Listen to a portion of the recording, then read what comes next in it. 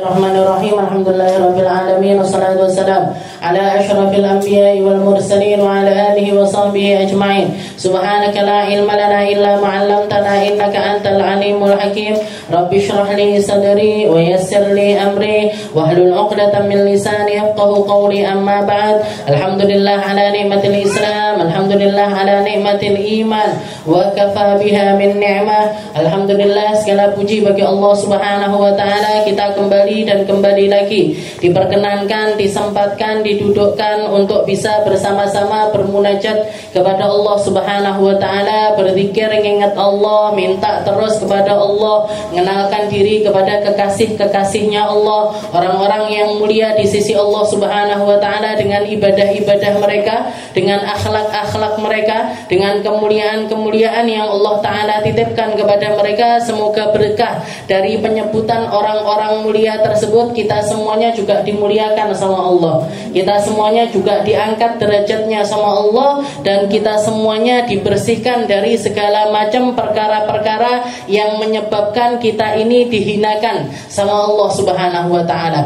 baik berupa maksiat-maksiat kepadanya ataupun akhlak yang buruk kepada sesama ataupun juga perkara-perkara buruk yang lainnya. Semoga selalu sedikit demi sedikit terkikis dari diri kita, terkikis dari diri kita, karena dengan munajat kepada Allah, ngingat Allah, ngenali Rasulullah sallallahu alaihi wasallam, hal-hal yang buruk-buruk juga akan dibersihkan sama Allah. Juga ngikuti apa yang dikatakan sama Nabi Muhammad sallallahu alaihi wasallam, wa atbi'is sayyi'atal hasanata tamhuha. Maka iringilah kamu mengakui dirimu melakukan keburukan, taubat, ngakui kalau itu adalah sebuah perkara yang buruk, setelah itu diiringi dengan perkara-perkara yang baik sehingga yang buruk-buruk ini dihapus sama Allah Subhanahu wa taala. Kita lanjutkan pembahasan kita fil fasli rabi' fi sifati araqihi sallallahu alaihi wasallam wa raihatihi tabi'iyyah. Kalau beberapa minggu yang lalu kita bahas tentang ubannya Nabi, tentang Rasulullah itu pakai semir apa enggak, kadang-kadang disemir sama Nabi, kadang-kadang enggak dibiarkan keluar ubannya begitu saja, untuk menunjukkan kalau beliau ini juga menua sebagaimana manusia pada umumnya ini, terlihat tanda-tanda tua di dalam dirinya, walaupun secara fisik, secara kekuatan enggak ada yang berubah dari kekuatannya Nabi, meskipun beliau itu sampai usia 60-an, 50-an, 60-an itu enggak ada yang berubah. Bahkan sampai dikatakan Sayyidah Aisyah itu di awal pernikahannya pernah lomba lari sama Rasulullah. Sayyidah Aisyah ini kan nikah sama Nabi kurang lebih 11 tahun atau 12 tahun, 11 tahun atau 12 tahun sebelum Nabi Muhammad ini wafat. Berarti Rasulullah kalau wafat umur 63, berarti sekitar umur 50-an. Sayyidah Aisyahnya umur 7 tahun, Rasulullahnya umur 50 tahunan. Nikah. Dikatakan di awal perkara Rasulullah itu lomba lari sama Sayyidah Aisyah. Rasulullah lomba lari sama Sayyidah Aisyah. Bayangkan bapak-bapak umur 50 tahun lomba lari sama anak-anak. Waktu itu dikatakan Sayyidah Aisyah yang menang. Sayyidah Aisyah yang menang. Tapi ketika setelah nikah, mungkin setahun, 2 tahun atau 5 tahun, 7 tahun, pokoknya sudah di akhir-akhir usianya Nabi, Rasulullah sempat juga lomba lari lagi sama Sayyidah Aisyah, tapi waktu itu Rasulullah yang menang. Jadi malah dulu umur 50-an Sayyidah Aisyah yang menang. Ketika umurnya Nabi hampir 60 tahun, justru malah Nabi Muhammad SAW ini yang menang. Jadi itu maksudnya apa? Gak ada yang berubah. Kalau dari secara fisiknya Nabi, gak ada yang berubah dari fisiknya Rasulullah SAW. Tapi Allah Ta'ala ngasih keluar uban-uban, tanda-tanda putih-putih di atas kepalanya, untuk nunjukkan bahwasanya semua yang ada di atas muka bumi ini semuanya itu fana. Semuanya itu berubah. Kullu man 'alaiha fan wa yabqa wajhu rabbika Dzul Jalali wal Ikram, yang yang enggak ada perubahan sama sekali, yang enggak mengenal perubahan, awal akhir, la awal lahu wa la akhir lahu, enggak ada permulaan baginya, tidak ada akhir baginya, itu cuman Allah Subhanahu wa taala. Nabi Muhammad pun dikasih sama Allah taala ciri-ciri yang berubah dari dirinya Nabi Muhammad sallallahu alaihi wasallam. Juga perkara tentang darah dan lain sebagainya kemarin juga sudah kita bahas. Sekarang kita masuk ke dalam bab qala al-muallif rahimahullahu taala wa nafa'ana bi ulumi fid dharaini amin fi sifati araqihi sallallahu alaihi wasallam wa raihatihi tabi'iyah. Oke, kita masuk ke pasal yang keempat tentang ciri fisiknya Nabi Muhammad sallallahu alaihi wasallam, yaitu tentang sifat keringatnya Nabi. Oke, tentang sifat keringatnya Nabi dan juga aroma tabi'i, aroma asli, aroma natural yang keluar dari dirinya Nabi Muhammad sallallahu alaihi wasallam. Oke, jadi keringatnya Nabi dan juga aroma aslinya Nabi. Oke, tanpa campuran apapun, Rasulullah itu punya aroma khas, punya aroma tersendiri, yang nggak sama dengan baunya orang pada umumnya. Keringatnya Nabi nggak sama kayak keringatnya orang pada umumnya. Baunya Nabi juga nggak sama dengan baunya orang pada umumnya. Kalau keringatnya orang, suwi-suwi keringetan, tambah kecut, tambah kecut, tambah kecut, gitu. Marai buluk, marai buluk, marai buluk, Makanya orang sekarang eksfoliasi, luluran dan lain sebagainya, ngapain itu? Dakinya dilepasi, kulit matinya dihilangkan, Nah ini tabiatnya orang, bolote, gampangnya wong Jawa, bolote dihilai, kosok-kosokan dan lain sebagainya. Ini untuk orang pada umumnya kayak gitu, Orang pada umumnya itu keringetan, Keringet itu kalau lama-lama mengering ya jadi daki, jadi bolot. Kalau sudah bolotnya itu banyak, akhirnya kusem, akhirnya kusem. Tapi itu semuanya nggak ada pada diri Nabi Muhammad sallallahu alaihi wasallam. Nabi Muhammad keringetan, tapi keringatnya nggak bikin bau. Dan Rasulullah keringatan, tapi keringatnya ini nggak merubah apapun pada diri Nabi Muhammad sallallahu alaihi wasallam. Makanya yang Rasulullah nggak butuh itu scrub kah, eksploitasi lah dan lain sebagainya, nggak butuh, salah. Pokoknya nggak butuh ngono-ngono, nggak butuh Nabi Muhammad. Sunscreen, moisturizer, serum dan lain sebagainya itu Rasulullah sallallahu alaihi wasallam nggak butuh. Itu semuanya dijaga fisiknya sama Allah Subhanahu wa taala. Ya, dikatakan di sini yang pertama, salah satu riwayat Ruwiya Muslim an Anas radhiyallahu taala anhu annahu qala kana Rasulullah sallallahu alaihi wasallam katsirul araq. Hadis-hadis semacam ini rata-rata yang banyak meriwayatkan itu sahabat-sahabat Nabi yang kecil-kecil. Kemarin yang ditanya tentang Rasulullah itu pakai semiran apa enggak? Yang ditanya Sayyidina Anas bin Malik. Yang ini pun yang menceritakan tentang keringatnya Nabi ini juga Sayyidina Anas bin Malik. Sayyidina Anas itu kenal sama Nabi Muhammad usia 7 tahun. Bahkan beliau sudah jatuh cinta sama Nabi Muhammad SAW sebelum matanya ini melihat Nabi. Beliau punya ibu yang luar biasa solihah, namanya Ummu Sulaim. Ibunya ini seorang perempuan yang bernama Ummu Sulaim, yang ketika Mus'ab bin Umair ini hijrah ke negeri Madinah, beliau ini termasuk salah satu perempuan yang langsung menerima dakwahnya Nabi Muhammad sallallahu alaihi wasallam dan antusias sekali di dalam mencari perkara-perkara yang datang dari Nabi. Jadi antusias di dalam ngaji, antusias di dalam menghafal Al-Quran, antusias di dalam mengambil hikmah-hikmah ataupun juga hukum-hukum yang datang dari Allah Subhanahu wa ta'ala. Setelah itu beliau punya anak kecil namanya Anas bin Malik. Punya anak kecil namanya Anas bin Malik. Setiap kali selesai belajar diceritakan. Setiap selesai belajar diceritani, selesai belajar diceritani. Terus seperti itu sampai Anas bin Malik ini sudah rindu sekali sama Nabi Muhammad SAW sebelum ketemu sama Nabi. Jadi makanya kalau kita lihat hidayah itu terserah Allah. Hidayah itu terserah Allah. Yang namanya keimanan, yang namanya kebaikan yang namanya kecintaan itu bahkan bisa didapatkan meskipun seseorang ini nggak pernah bertemu dengan orang tersebut. Nabi Muhammad, jangan bayangkan Nabi Muhammad SAW itu diusir dari Mekah ke Madinah.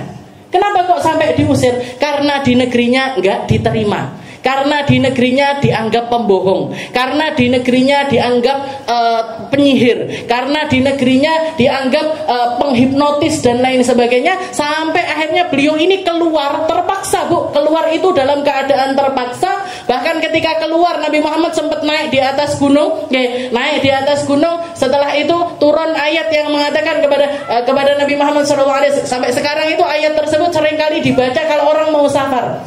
Innalladzi farada 'alaikal Qur'ana laradduka ila ma'ad. Innalladzi farada 'alaikal Qur'an laradduka ila ma'ad. Abah saya itu pernah nanya, setiap kali nganterin orang berangkat haji mesti ada qari yang baca ayat ini.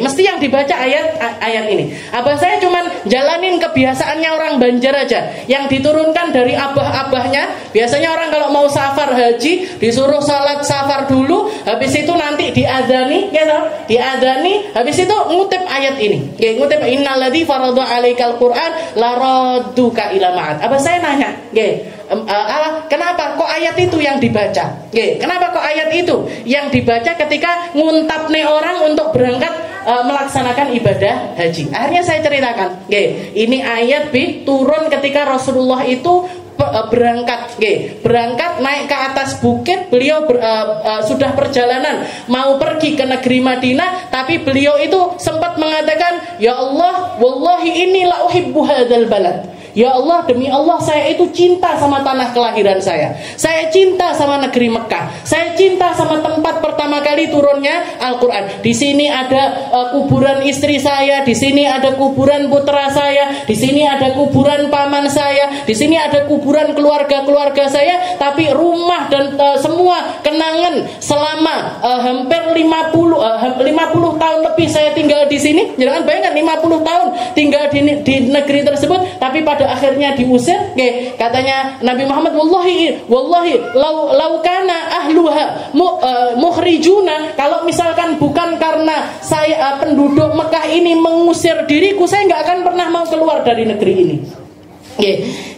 Lumrahnya orang kan seperti itu. Akhirnya turun ayat ini, innalladzi farada 'alaikal Qur'an laradduka ila ma'ad. Ya wahai Muhammad, sungguh zat yang menurunkan kepadamu Al-Qur'an akan mengembalikanmu ke tempat asalmu.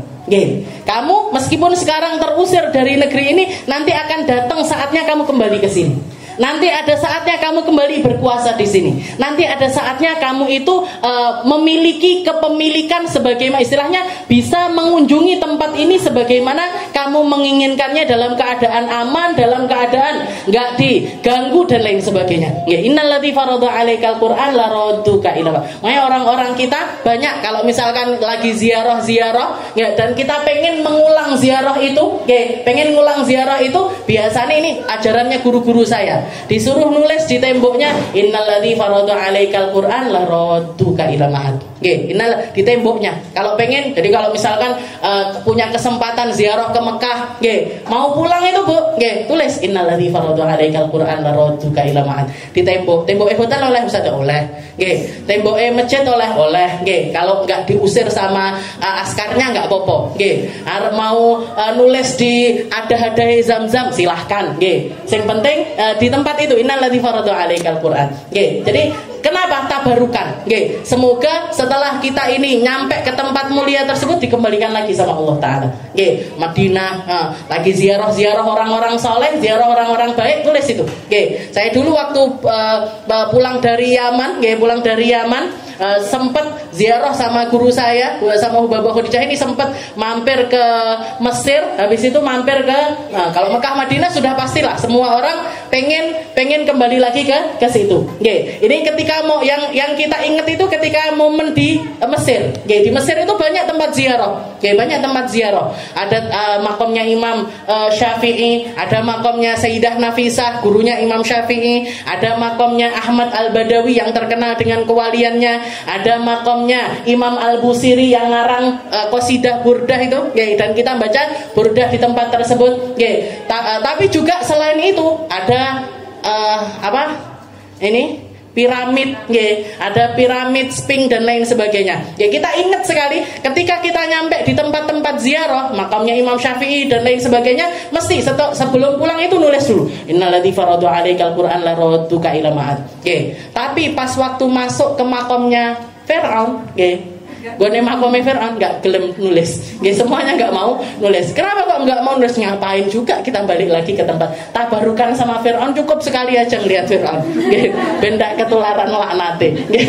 Jadi kalau ke tempat-tempat ziarah lain mesti innalladzii farada 'alaikal Qur'an la radduka. Jadi kalau ziarah kemanapun tempat-tempat yang baik, pengen dikembalikan lagi ke tempat itu, tabarukan sama ayat ini. Innalladzii farada 'alaikal Qur'an la radduka ila ma'ad. Menceritanya Sayyidina Anas, nggih. Jadi Anas bin Malik ini masih kecil, nggih, umur 7 tahun sudah ketemu sama Rasulullah Shallallahu Alaihi Wasallam. Dan dikatakan ketika ketemu sama Nabi, orang-orang semuanya, nggih, orang-orang Madinah itu, ketika Nabi Muhammad masuk aja ke negeri Madinah, semuanya rebutan. Ya Rasul, tinggalnya di rumah saya saja ya Rasul. Ya Rasul, saya nginepnya di rumah saya aja ya Rasul. Tak jamu ya Rasul dan lain sebagainya. Katanya Nabi, da'ha fa innaha ma'murah. Tinggalin aja. Ini ontanya sudah dapat perintah langsung dari Allah Subhanahu wa taala.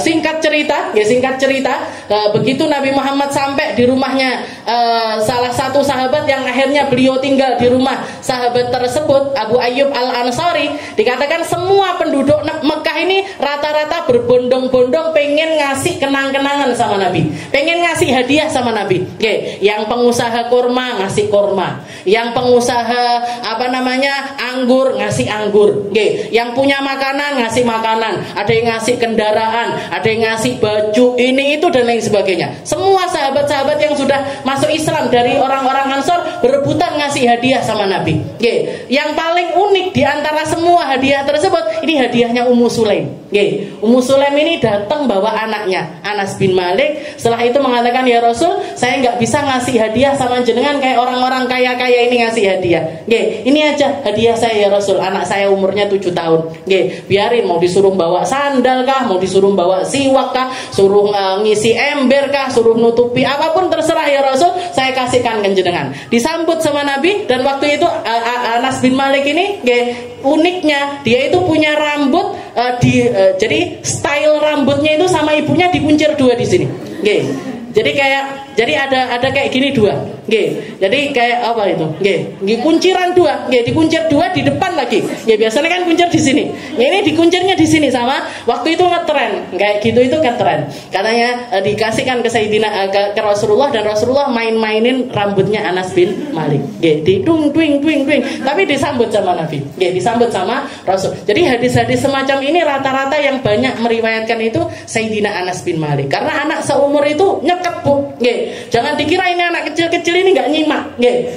Menjenengan lihat nanti gedenya, luwih ceket mereka ketimbang jenengan, nggih. Lebih masuk ini ilmunya ketimbang jenengan yang serius, yang nulis.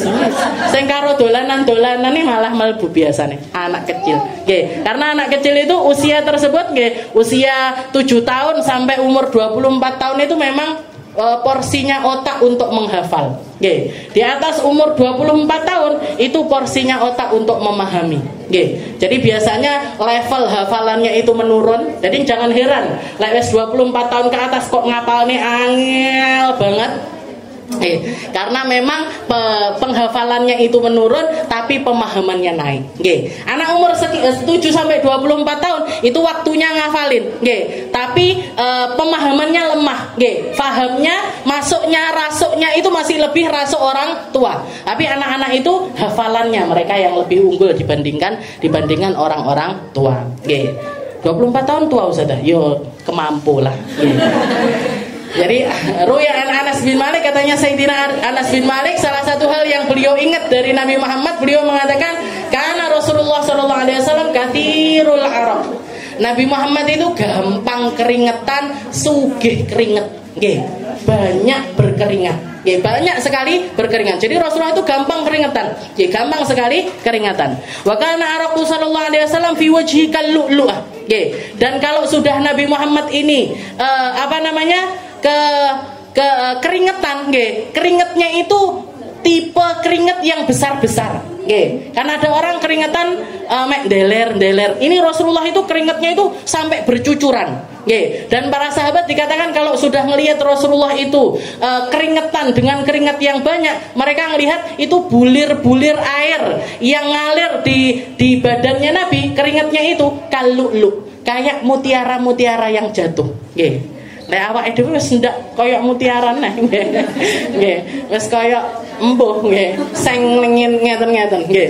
Jadi Rasulullah ini keringatnya itu jatuhnya itu kayak mutiara-mutiara yang kayak mutiara yang jadi kayak kalau mutiara kalau lepas talinya cur nggih, jatuh berlahan satu persatu, itu keringatnya Nabi itu semacam itu. Kalulu nggih. Jadi wa kana araqu fi wajhihi kalulu, terutama yang ada di area wajah itu kayak mutiara yang berjatuhan.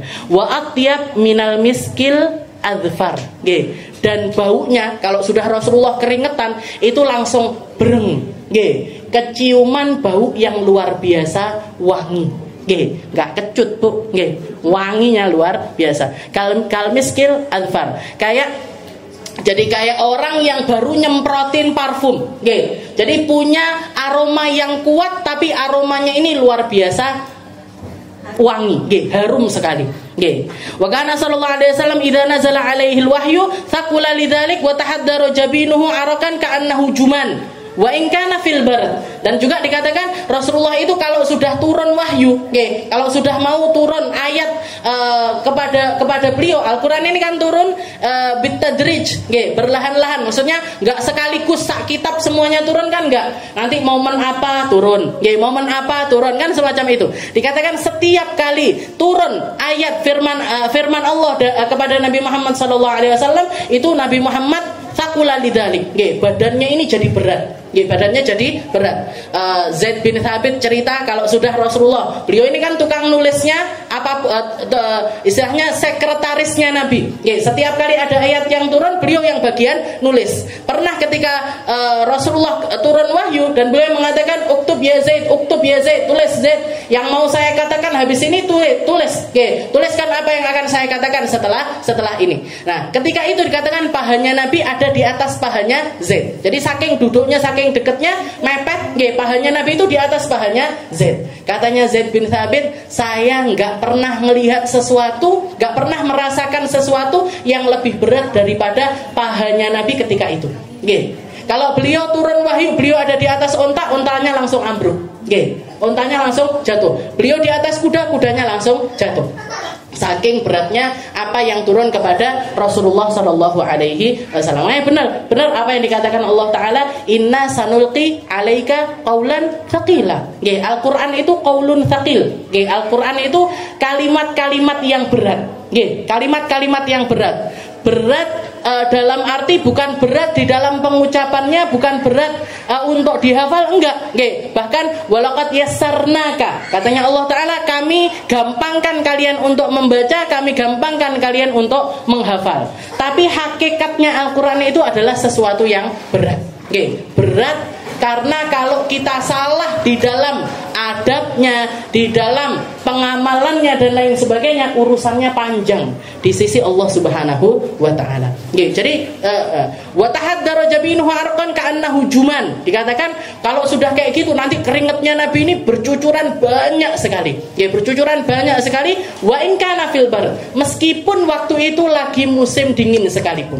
Nggih, musim dingin itu biasanya orang enggak keringetan. Nggih, tapi kalau sudah lagi turun wahyu di musim dingin sekalipun, Rasulullah itu keringatnya banyak sekali turun, banyak sekali jatuh kalau sudah turun Al-Qur'an kepada beliau. Wa kana sallallahu alaihi wasallam ya'ti Ummu Sulaim fayaqilu 'indaha fatabsutu lahu nit'an fayaqilu 'alaih. Dikatakan Rasulullah itu salah satu haliyahnya beliau, nggih. Beliau itu sering mampir di rumah para sahabat-sahabatnya beliau. Termasuk yang sering dihampiri sama Nabi adalah rumahnya ibunya Anas bin Malik. Nggih, rumahnya ibunya Anas bin Malik yaitu Ummu Sulaim. Nah, Ummu Sulaim ini sering dikunjungi Nabi antara sekitar jam 9 sampai jam 11. Oke. Nanti kalau sudah Rasulullah mampir di situ, Rasulullah numpang geletak. Oke. Numpang tidur siang di rumahnya Ummu Sulaim. Nah, nanti kalau sudah Rasulullah mau tidur siang, Ummu Sulaim ini ngeluarkan tikar. Oke. Kayak tikar gitu, kayak alas tidur lah istilahnya, alas tidur yang terbuat dari pelepah kurma. Jadi tikar kayak ada yang naik turun, rajutan kan, kayak rajutan, jadi ada yang naik turun, seringkali bekas di badannya Nabi. Jadi dibeleberne sama Ummu Sulaim fayaqilu alaih. Rasulullah tidur di atas tikar tersebut. Wa kana katsirul araq. Dan Rasulullah itu ini sugih keringat, banyak berkeringat. Fakana tajma'u araquhu fataj'aluhu fit tib. Dikatakan seringkali Ummu Sulaim ini kalau sudah melihat Rasulullah geletak terus keringetan kayak gitu, ngambil botol sama sendok. Ngambil botol sama sendok. Itu keringetnya Nabi yang nempel-nempel di tikar itu dikerok, diambili sak tetes dimasukkan ke botol. Sak tetes dimasukkan ke botol. Diambili itu keringetnya Nabi. Pernah Rasulullah pas waktu Ummu Sulaim kayak gitu itu, lagi ngumpulin keringetnya Nabi, kebangun. Kebangun ditanya sama Nabi, "Ya Ummu Sulaim, mahadha, ngapain kamu Ummu Sulaim?" Nyapa kok nggawa sendok karo botol ini ngapain? Qalat arakuka. Enggak pakai malu-malu, enggak pakai sungkan-sungkan. Ini keringatnya jenengan ya Rasul. Naj'aluhu fi tibina. Saya campurkan sama minyak wanginya saya. Keringatnya jenengan saya campurkan ke dalam minyak saya, wa huwa min atyabit tib. Nanti parfum saya mesti jadi parfum yang paling wangi. Nanti parfum saya akan ngalahkan parfumnya orang-orang. Nanti nggak akan ada ini limited edition ini. Nggak enek panggon kulakane ndak enek. Jadi tempat kulaknya nggak ada, pabriknya nggak ada. Ini cuma dapat dari keringatnya jenengan ya Rasul. Saya kumpulin nih, saya kumpulkan. Wa fi riwayat, di dalam riwayat yang lain, qala ya Rasul, narju barakatuhu li sibyanina. Buat apa wahai Ummu Sulaim? Katanya Ummu Sulaim, saya nyari berkah dari keringatnya jenengan ini ya Rasul. Jadi ngomong secara langsung kepada Nabi, narju, kami harap barokatahu. Ini hadis riwayatnya termasuk hadis yang kuat. Jadi kami mengharap berkahnya untuk anak-anak kami ya Rasul. Katanya Nabi nopo? Asobti. Asobti. Kamu dapat berkah seperti apa yang kamu inginkan. Kamu dapat berkah seperti apa yang kamu inginkan. Jadi kalau ngelihat perangainya para sahabat kepada Nabi Muhammad, ini nunjukkan kalau mereka sudah cinta sama Nabi. Mereka sudah cinta, tapi selalu nyari kesempatan untuk semakin cinta kepada Nabi Muhammad. Nanti rambutnya Nabi jatuh diambil, nanti jenggotnya Nabi Rasulullah cukuran dikelumpuk nih, Rasulullah nyukur rambut dikelumpuk nih, keringet loh bahkan dikumpulin. Disuruh buang darah hijamahnya, disuruh buang darah bekamnya, malah diminum sama para sahabat. Ini nunjukkan kalau nopo, mereka itu adalah para pecinta dan selalu nyari cinta dan selalu menambahkan cinta. Selalu nambahi cintanya kepada Nabi Muhammad SAW dengan cara-cara semacam itu. Dan itu adalah bentuk ketakwaannya mereka, bentuk pengagungannya mereka kepada Nabi Muhammad SAW. Jadi barokah itu ada. Barokah itu menjadi sesuatu yang disyariatkan. Barokah itu adalah sesuatu yang dicari. Bahkan minar ra'ilil awal, dari orang-orang awal yang sezaman sama Nabi, semuanya juga nyari berkah langsung kepada Rasulullah SAW. Setelah itu dikatakan wakana kafu sallallahu alaihi wasallam aliyan minal harir. Ini tadi tentang keringatnya Nabi. Setelah itu beliau menceritakan sesungguhnya tangannya Nabi, kafuhu, ini apa ini namanya? Telapak tangannya Nabi aliyan minal harir, lebih lembut daripada sutra. Ya, lebih lembut daripada sutra. Wa kanat raihatuhu ka raihati kafil attar. Dan kalau orang kena tangannya Nabi kayak nyentuh tangannya tukang minyak wangi. Nggih, kayak nyentuh tangannya tukang minyak. Tangannya tukang minyak wangi itu kan enggak pernah enggak wangi, iya kan? Pelanggan 1 minta misik ditimbang nih, kena tangannya. Nggih. Pelanggan 2 minta diambilkan ambar misalkan, wangi lagi. Nggih, minta yang melati, minta yang mawar, minta yang aroma ini, silih berganti. Nggih. Jadi tangannya orang, jangan kalau mau tahu datang ke toko minyak wangi. Nggih, datang ke toko minyak wangi yang ditimbang-timbang seperti itu. Nah, nanti mesti kalau kita pegang tangannya mereka nggak pernah pulang itu mesti wangi. Nggih, karena tangannya mereka itu pasti baunya itu macam-macam. Dikatakan para sahabat kalau tangannya ini nyentuh tangannya Nabi, ini tangannya Nabi itu kayak tangannya tukang minyak wangi. Selalu dalam keadaan wangi. Masaha sallallahu alaihi wasallam bitibin amlam yamassuha. Baik Nabi Muhammad itu habis megang minyak wangi ataupun enggak, tapi beliau punya ciri khas bau yang dari tubuhnya ini selalu wangi. Wa kana yusafihu rajul fa yadullu yaumahu yajid rihaha. Para sahabat yang laki-laki kalau setelah salaman sama Nabi, entah itu setelah baiat atau apapun juga, jadi kalau setelah salim sama Nabi Muhammad dikatakan bau wangi tangannya Nabi ini nempel sampai seharian itu enggak hilang. Sampai seharian itu enggak hilang. Fa yadullu yaumahu yajid riha wa yadha yadahu ala ra'si sabi fa yu'raf min baini sibyan biriha ala ra'si. Salah satu kebiasaannya Nabi juga kalau ada anak kecil-kecil, itu kalau mendekat mereka diusap-usap kepalanya sama Nabi Muhammad sallallahu alaihi wasallam. Kadang dipegang pipinya, kadang dicium, kadang disalami. Nah, ini kalau sudah kena tangannya Nabi, entah di kepalanya, entah di pipinya, entah di tangannya dan lain sebagainya, itu nanti mereka gabung sama anak kecil-kecil yang lain mainan. Anak-anak kecil itu bahkan tahu, oh habis dari Nabi Muhammad ya, habis marani Nabi ya. Nanti pulang ke rumah ibunya apa? Oh habis sowan Rasul ya, habis dipegang, habis ketemu sama Nabi ya. Jadi ketahuan mana anak kecil yang barusan nempel jasadnya dengan jasadnya Nabi dengan anak yang enggak baru mendekati Nabi, ini orang-orang langsung tahu.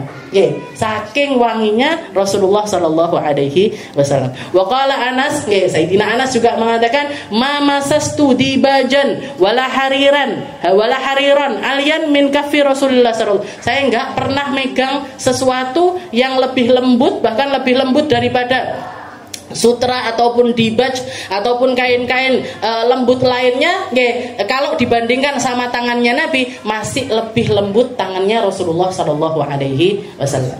Wa an Jabir bin Samurah radhiyallahu taala anhuma, dari Sayyidina Jabir bin Samurah, beliau mengatakan anna Rasulullah sallallahu alaihi wasallam masaha khaddah. Dikatakan Jabir bin Samurah ini pernah mendatangi Nabi, pipinya dipegang sama Nabi. Pipinya Samurah ini dipegang sama Nabi. Qala fawajadtu liyadihi baradan warihan. Katanya Jabir ini, bukan Jabir bin Abdullah tapi Jabir bin Samurah mengatakan ketika tangannya Nabi ini menempel di pipi saya merasakan adanya rasa dingin dan juga bau yang sangat wangi. Tangannya Nabi ini nempel itu terasa dingin, setelah itu juga ada bau yang wangi. Ka'an nama akhrajaha min ju'ni attar. Kayak Rasulullah barusan nyelupin tangannya di dalam minyak wangi. Kayak bukan cuman pakai parfum gitu, tapi kayak tangannya Nabi itu habis kecelup di minyak wangi, sehingga baunya itu sangat semerbak sekali. Ini yang dikatakan oleh Jabir bin Samurah. Wa kana sallallahu alaihi wasallam yu'raf minhu rihut tib idza aqbal. Para sahabat bahkan kalau sudah lagi duduk-duduk, setelah itu mereka nyium ada aroma yang sangat wangi, mereka tahu kalau itu Rasulullah mau datang. Jadi Rasul yang dibawa sama Nabi Rasulullah itu identitasnya kalau mau datang itu yang ada dua perkara yang dirasakan sama para sahabat. Yang pertama adalah baunya Nabi, dan yang kedua adalah cahayanya Nabi. Rasulullah itu punya cahaya yang membersamai beliau. Setiap kali mereka datang, setiap kali Rasul datang, para sahabat ini tahu, oh Rasulullah sudah dekat. Jadi radarnya itu pakai bau. sebelum cahaya yang mereka rasakan adalah bau wanginya Nabi Muhammad sallallahu alaihi wasallam. Wa kana sallallahu alaihi wasallam la yasluk tariqan fayadbahu ahad illa arafa annahu qad salakahu min tibi araqihi. Dikatakan sahabat kalau sudah barusan ngelewatin gang kok ada bau wangi, mereka tahu, oh Rasulullah barusan lewat jalan ini. Ini jalan yang barusan dilewati sama Nabi Muhammad sallallahu alaihi wasallam. Wa dzakara Ishaq bin Rahawai anna tilka kanat raihatahu bilatib. Ini semua yang tadi kita bicarakan adalah bau wanginya Nabi tanpa beliau pakai parfum. Bau asli dari tubuhnya Nabi Muhammad sallallahu alaihi wasallam. Nanti habis ini ada bab tibuhu. Rasulullah itu sudah wangi, tapi seneng pakai wangi-wangian.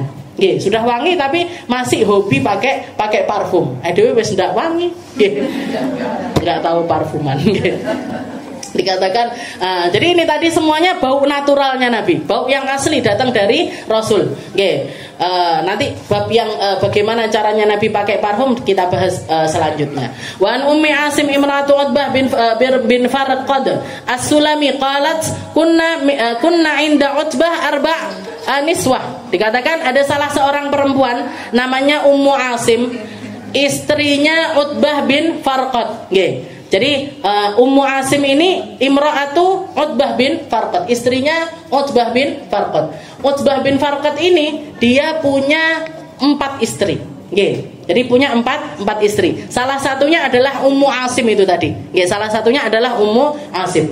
Dikatakan biasa kalau orang punya istri banyak, ini antara istri dengan istri yang lain ini kan punya persaingan tersendiri. Kui wangi sing iki yo milik wangi. Yang ini masak ini, yang satu juga pengen bisa masak itu. Yang ini punya penampilan gini, jarang ngelihat oh wis bene sak karepe jarang gitu. Bahkan Sayyidah Aisyah pun begitu. Ketika Rasulullah jatah harinya Sayyidah Sofia, saya sering cerita jatah harinya Sayyidah Sofia, Rasulullah kedatangan tamu-tamu. Kedatangan tamu otomatis dijamunya di rumahnya Sayyidah Sofia. Di rumahnya Sayyidah Aisyah, tamunya dijamu di rumahnya Sayyidah Aisyah. Tahu-tahu Sayyidah Sofia datang bawa masakan. Bawa masakan diambil sama Sayyidah Aisyah, dibanting. Ki jatahku dinoku, ya aku yang jamu. Jangan kamu wahai Sofia. Katanya Nabi qad gharat ummukum Aisyah. Ibumu, ibumu. Sayyidah Aisyah masih kecil padahal. Ibumu lagi cemburu ini. Cemburu sama Sayyidah Sofia sampai piringnya Sofia dibanting, habis itu pecah. Katanya Nabi, wahai Aisyah, kamu yang mecahin ini gantian pakai piringmu. Ini haliahnya orang punya istri banyak ini kayak gini. Bapak-bapak kalau punya istri banyak ya harus siap. Kudu siap sabar karo punya istri satu masalah. Dua masalah, tiga masalah, empat masalah. Jadi ini dikatakan Utbah bin Farqad ini punya 4 istri, dan istri-istrinya biasa melakukan persaingan seperti halnya orang pada umumnya. Dikatakan fama minna imra'atan illa wa hiya tajdahid fit tib. Mereka semuanya ini tahu kalau suaminya ini senang sama sesuatu yang wangi. Jadi 4-4-nya ini berusaha untuk nyari parfum biar istilahnya yo caper sama suaminya. Ben bojone iki ngelem biar suaminya ini muji dan lain sebagainya. Jadi 4 istri ini semuanya minnah, dia mengatakan fama minnah, enggak ada satupun dari kami istrinya yang 4 ini illa wahiyata tajtahid fit tib, kecuali semuanya berusaha untuk tahu tentang parfum. Tahu belajar tentang parfum terus pakai parfum-parfum yang wangi. Litakun atyab min sahibatiha. Biar yaitu tadi, biar dipuji, biar dia bisa lebih wangi dibandingkan bukan sahabat ya, madu yang lainnya. Wa ma yamassu Utbah atib illa an yamassa duhnan yamsah bihi lihyata. Setelah itu dikatakan karakternya si Utbah ini, dia itu senengane, sukanya kalau pakai parfum ngambil sedikit parfum, habis itu nanti diusapkan di bagian jenggotnya. Duhnan yamsah bihi lihyata. Walahu atyab rihan minna. Yang bikin 4 istrinya ini heran, dikatakan mereka 4-4-nya ini merasakan aroma wangi di dalam tubuhnya Utbah ini yang mereka nyari parfum manapun, nyari parfum semahal apapun nggak bisa menyamai bau yang dipakai sama si Utbah ini tadi. Nggih, baunya Utbah ini lebih wangi dibandingkan parfum-parfumnya mereka. Wa kana idza kharaja ilan nas, nggih. Dikatakan suatu hari, nggih, salah satu istrinya ini nanya, nggih. Qalu masyamim narihan atyab min rihi Utbah. Katanya istri-istrinya bilang, kami Utbah itu punya parfum yang kami semuanya enggak punya. Nggih. Dan kalau dia pakai parfum itu, dia terasa paling wangi dibandingkan siapapun juga. Fakultu lahu yauman, si Ummu Asim ini tadi, si Ummu Asim yang meriwayatkan hadis ini nanya sama suaminya, nanya sama Utbah. Fakultu lahu yauman, saya nanya sama dia, inna lanajdahid fit tib. Kita ini sudah kenal sama semua bau parfum. Kita berusaha untuk nyari parfum, istilahnya ngikuti hobimu yang suka parfum, kita jadi suka parfum juga. Kami berusaha untuk mengenali semua parfum. Wala anta atyab rihan minna, tapi kok jenengan ini punya bau yang kita nggak bisa tahu itu bau apa. Famim madalik, itu bau dari mana? Bau itu tadi dari mana? Faqala akhadani syarah. Maka si Utbah ini cerita, dulu ketika saya masih kecil, saya itu pernah kena bisul sak badan. Gatel-gatel, basroh, jerawat-jerawat, apa ya, merintil-merintil sak badan. Kena hikah, kena gatel-gatel sebadan. Akhadani syarah. Ala ahdi Rasulullah SAW. Waktu itu zamannya Nabi Muhammad masih sugeng, Nabi Muhammad masih ada. Fa'ataituhu, maka abah saya ngajak saya untuk mendatangi Nabi Muhammad SAW. Fasyakautu dzalika ilai, saya ngadu kepada Nabi, ya Rasul, ini gatal sak badan. Fa'amarani an atajarrat, sama Nabi disuruh ngelepas baju. Disuruh ngelepas baju kecuali bagian auratnya aja, disuruh ngelepas. Fatajaratu an thawbi, saya lepas baju saya. Waqa'atu baina yaday, saya duduk di hadapannya Nabi. Wa alqaitu thawbi ala farji, saya taruh baju saya untuk nutupi bagian aurat saya, bagian aurat saya. Fanafatha fi yadi, dikatakan waktu itu Rasulullah nyebul tangannya, jadi niup tangannya. Setelah itu thumma masaha dhuhri wa batni biyadi, setelah itu Rasulullah mengusapkan punggung saya dan juga perut saya. Punggung sama perut saya ini diusap sama Nabi Muhammad. Fa'abaqa bi hadza tib min yaumi id. Bau yang kalian bau dari saya ini semenjak saat itu ada di dalam diri saya. Jadi bukan dari parfum, bukan dari wangi-wangian, bukan dari mana-mana, tapi bekas dari usapannya Nabi Muhammad sallallahu alaihi wasallam. Min yaumid, mulai dari hari itu bau wangi ini nempel pada diri saya sampai sekarang ini. Sampai duwe bojo papat. Gitu, dengan bayangkan sampai punya istri 4 itu bau wangi dari usapan tangannya Nabi Muhammad itu nempel di dalam dirinya si Utbah tadi. Ini rawahut Tabrani. Ini hadis riwayat dari Imam At-Tabrani. Jadi nggak bisa dikatakan palsu lah, opo dan lain sebagainya. Nah, ini banyak riwayatnya. Nah, dan yang terakhir warawa Abu Ya'la wa Tabrani qissat alladhi ista'ana bin Nabi sallallahu alaihi wasallam ala tajhizi ibnatihi falam yakun indahu syai' fastada'ahu biqarurah fasalat lahu fiha min araqihi wa qala murha faltatayyabat bihi fakanat idza tatayyaba syamma ahlul Madinah dzalika tib. Dikatakan, nah ini juga ada salah satu kisah lagi, dikatakan ada orang minta tolong sama Nabi Muhammad untuk, jadi biasa kiai-kiai kan juga orang-orang murid-muridnya ini kan datang, kiai mau anak saya mau mantu, saya mau punya hajat, saya mau menikahkan anak saya. Ini Rasulullah juga pernah ada satu keluarga yang mendatangi Nabi, nyeritakan kalau anak perempuannya ini mau menikah, minta tolong sama Nabi untuk dikasih sesuatu yang bisa melancarkan acara pernikahan tersebut. Walam yakun indahu syai', padahal waktu itu Rasulullah nggak punya apa-apa, istilahnya nggak punya baju yang bisa diberikan atau uang yang bisa diberikan. Rasulullah nggak punya sesuatu. Fastada'ahu biqarurah, maka dikatakan waktu itu Rasulullah nyuruh si orang ini tadi, yang minta hajat, yang mau mantu ini tadi, minta ambilkan botol, minta ambilkan botol. Setelah itu Rasulullah ngambil keringatnya dari tangan dan juga dari dahinya, setelah itu dimasukkan ke dalam botol itu tadi.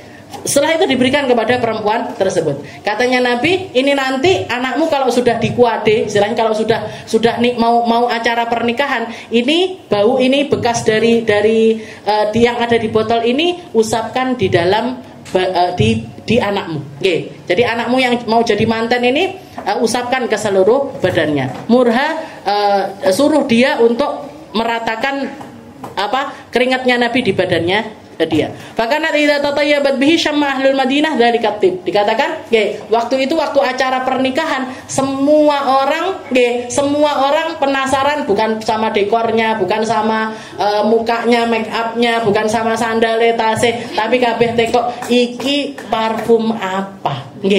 Ini bau wangi apa? Kalian beli di mana? Dan dengan bangganya keluarga ini mengatakan ini bau keringatnya Rasulullah Shallallahu Alaihi Wasallam. Dan keluarga itu karena dikasih langsung sama Nabi, dan lumayan banyak. Setiap kali ada apa-apa, anak-anaknya ini dioles-olesin keringatnya Rasulullah Shallallahu Alaihi Wasallam, sehingga mereka sekeluarga ini terkenal dengan nama Baital Mutayyabin, rumahnya orang paling wangi sak Madinah. Jadi sak keluarga dia, anak-anaknya ini terkenal di ahli Madinah, dikasih nama, disematkan nama sampai punya julukan Baitul Mutayyabin. Rumahnya orang yang bau, semua anggota keluarganya itu baunya wangi. Rumahnya orang yang semua anggota rumahnya itu baunya wangi. Padahal bekas keringatnya Nabi Muhammad Sallallahu Alaihi Wasallam. Padahal yang dikasih ke mereka ini adalah keringatnya Rasulullah Sallallahu Alaihi Wasallam. Mungkin kita semuanya bisa nyium baunya, bisa dekat kepada beliau, bisa ngerasakan nikmatnya deketin. Kan kalau kayak gini kan enak pas sezaman sama Nabi kan enak, bisa nyapa parfum jaluk. Sakit minta tolong sama Nabi begini ya wis. Tapi kalau kata guru saya nggak boleh ngiri-ngiri kayak gini. Ya siapa tahu ya, kalau kamu sekarang beriman, kamu nggak tahu kalau misalkan kamu hidup sezaman sama Nabi, kamu malah jadi Abu Jahal. Kan nggak ngerti. Jadi kamu dengan keadaanmu, dengan apa yang ada pada dirimu sekarang ini, syukuri. Syukuri, dijalani, nyari berkah apa yang bisa kita dapatkan di zaman ini. Ngambil keindahan apa yang bisa kita dapatkan di zaman ini. Ambil ilmunya Nabi, ambil atharnya Nabi, ambil warisannya Nabi, terutamanya adalah ilmu, akhlak dan lain sebagainya. Kita masih punya kesempatan untuk mendekat sama Nabi Muhammad dengan perkara-perkara yang semacam ini. Misalnya kalau nggak bisa dapat pohonnya, ya jangan sampai nggak pegangan sama akarnya. Kalau misalkan nggak bisa dapat keseluruhannya, jangan sampai melepaskan semuanya. Mungkin kita semuanya orang-orang yang dekat rohnya sama Nabi Muhammad, dekat hatinya sama Nabi Muhammad, dekat pikirannya sama Nabi Muhammad, dekat lisannya sama Nabi Muhammad, dekat dohir batin kita dengan dohir batinnya Rasulullah Sallallahu Alaihi Wasallam. Dan mungkin kita semuanya jadi orang-orang yang dipantaskan untuk nyium aroma wanginya Nabi, untuk mendekat sama Nabi, untuk bisa merasakan kedekatan seperti yang dirasakan para sahabatnya Nabi, untuk bisa menikmati apa yang dinikmati sama sahabatnya Nabi. Kita, orang tua kita, anak cucu kita, semoga semuanya ada di dalam golongan orang-orang yang diselamatkan dan terselamatkan berkah dari terutusnya Rasulullah Sallallahu Alaihi Wasallam. Kita semuanya semoga masuk di dalam golongan orang-orang yang dijaga dari segala perkara yang pikiran-pikiran yang nggak benar, akidah-akidah yang nggak benar, ataupun faham-faham yang nggak benar yang sekarang ini banyak tersebar di seluruh di zaman ini. Kita terbebas dari itu semua, kita dibersihkan dari itu semuanya, kita diselamatkan dari itu semuanya, sehingga kita semuanya berhak untuk mendapatkan syafaat dari Nabi Muhammad sallallahu alaihi wasallam. Ala hadhihi niyyah wa ala kulli niyatin salihah wa ila hadratin Nabi Muhammad sallallahu alaihi wasallam bisirril Fatihah.